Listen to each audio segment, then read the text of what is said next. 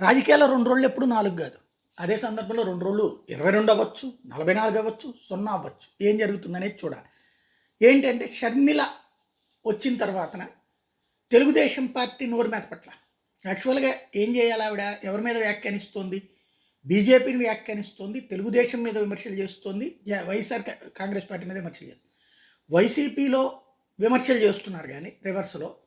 అది కూడా ఆవేశపూరితంగా మాట్లాడే కొడాలి నాని లాంటి వాళ్ళని కాకుండా కాస్త సంయమనంతో మాట్లాడే నిర్మాణాత్మకంగా మాట్లాడేటువంటి సజ్జల రామకృష్ణారెడ్డి, లేకపోతే మిథున్ రెడ్డి, లేకపోతే వైవి సుబ్బారెడ్డి, ధర్మాన కృష్ణదాస్ లాంటి వాళ్ళతో మాట్లాడించారు. ఆదిమూలపు సురేష్ ఇట్లాంటి వాళ్ళు ఏంటంటే కాస్త బాధ్యతాయుతంగా మాట్లాడతారు, అర్థమయ్యేలా కాస్త ఆలోచింపజేసేది. ఇట్లాంటి వాళ్ళతో మాట్లాడిస్తున్నారు. అయితే తెలుగుదేశం ఈ రోజు వరకు నోరు మీద పట్ల, తెలుగుదేశాన్ని తీవ్రంగానే విమర్శిస్తున్నారు, నోరు మీద పట్ల. భారతీయ జనతా పార్టీని తీవ్రంగానే విమర్శిస్తుంది, వాళ్ళు నోరు మీద పట్టలేదు. ఇక్కడే అసలు లాజిక్ అనమాట. ఏంటి ఏం జరుగుతోంది అన్నటువంటిది చర్చ. పబ్లిక్కే ఎవరి కోణంలో వాళ్ళు అర్థం చేసుకోవాల్సింది.